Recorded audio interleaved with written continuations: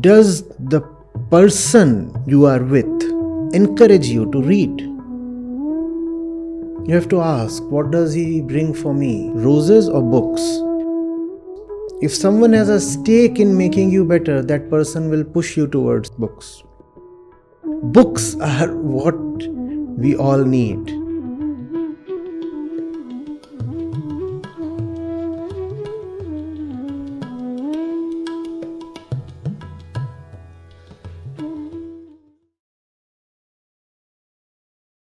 Hello, sir. My question is that I'm fully aware of the thoughts that I'm having most of the times. So I feel like ever since, so for a year and a half, I feel like I've been going through something. It's a low phase. I acknowledge the suffering and I know how to come out of it. But then I feel like I keep getting stuck in the same thought cycle again and again. I find an answer and then I'm back at it. Something small happens and then I'm back at the same cycle. The intensity reduces over time. So I feel like if I look back a year and a half ago, maybe it was this big and now it's just ittusa and I'm almost out. But then the thing is that it still keeps coming back. It's the same thought process, it's the same conclusion, and then it repeats. So how do you break it? कि मतलब solution तो आ रहा है दिमाग में कि ये इसका solution है, but वो करने के बाद फिर वो problem same बार आ रही है. तो मतलब solution गलत हुआ. You don't need a solution for the existing mental pattern. If you will think in terms of what to do with what's going on in the mind, then you are only providing it with more energy, more respect, more consideration. That just continues the cycle. Thought is important, thought is necessary. One needs a higher plane of thought. One needs a higher object to think about. Involve yourself with something so humongous, so implacable, and so tremendously important that you cannot ignore it even for a second.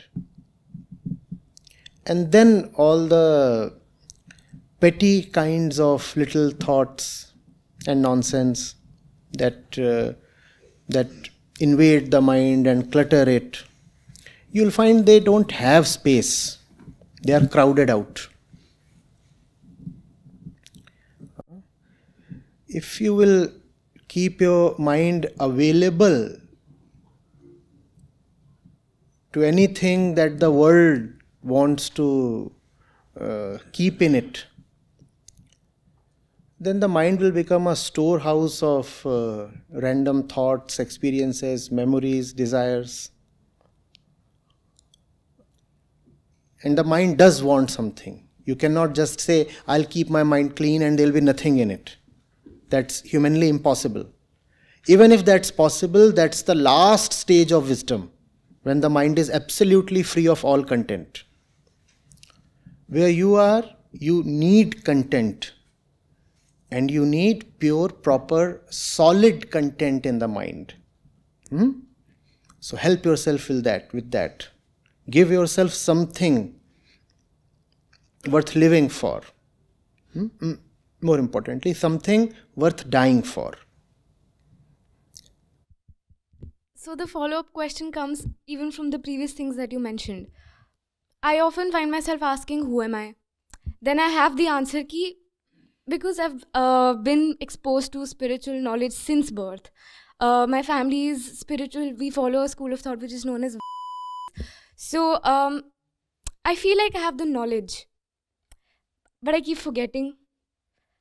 I don't know how to frame the question. It's just that, okay, I need to find something, like you said, worth dying for, so that I don't have anything that is not worth thinking about. I'm not giving it that much importance.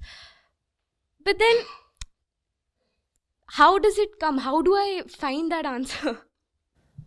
You don't have to find an answer. You have to let that answer be admitted, because the answer is right there in front of you. You don't have to ask who am I. You have to see who you are. When you say, oh, I ask who am I, but sometimes I forget who I am, then isn't it obvious who you are? You are the forgetful one. You are the quality of your present action. You are not some theoretical answer of identity. Some book says, oh, you are the fragmented consciousness, and you start saying, oh, I am fragmented consciousness. Some says, I am the absolute self, and you become the absolute self. No. You are right now attention itself, if you are indeed listening to me. So who are you? Attention. Unfortunately, this identity won't last. Soon you will be distracted and dissipated. You will become somebody else. The discipline lies in holding on to the highest identity possible. And the highest identity is not an abstraction. Highest identity simply means that which you know to be the highest given your limited capacity. In your limited capacity, limited age, limited experience, limited knowledge, whatever, you still know something to be the highest, right? And I'm talking of knowing, not borrowing. From your own inner honesty, you know something to be important, right? Now stick to that. That's who you should be. That's what should be the proper answer to who am I. Who am I is not a question that you ask yourself in solitude. So you, having done through the usual chores of the day, you sit in a corner and you ask yourself in a ritualistic way, who am I? And you already know the answer in advance because the spiritual path has provided you with a ready-made answer. So it's a nice game going on with the self. I'll ask myself a question, the question is ready-made, and then I'll give myself an answer, and the answer too is ready-made. So who am I? I am the Atma. Happy. Walk away. What is this? Is this inquiry? Do you call this kind of a thing as inquiry where the answer is preordained, ready-made, well-known in advance? No, this is not inquiry. Who am I? Is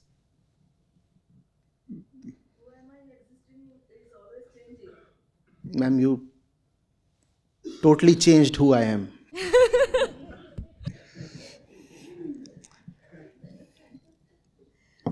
Who am I is a burning torch. It's supposed to totally destroy your illusions. So you are just feasting on something. And 2 minutes before that, you had told yourself that you are the Shuddha Atma. And now you are swallowing the samosa. So who you really are, please tell me. I'm the gluttonous one. That's all. Can I be both? No.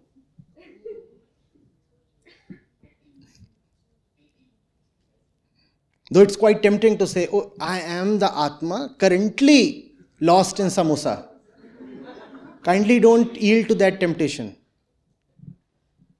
If the samosa is what is dominating your mind, then the samosa is your identity. Except that even if it humiliates you, that's the tragedy. It keeps changing. What should be the state of mind while having the samosa? You already decided that the samosa is a must. But even if the samosa is a must, at least be honest enough to say, I am the samosa lover. Don't say, I am Atma. I am the samosa lover. Obviously, please tell me from your own experience, what does this change mean? This change means that you are at the mercy of conditions. And obviously this change is not something sitting here, engaging in this discussion. You are at a certain level and that's your identity.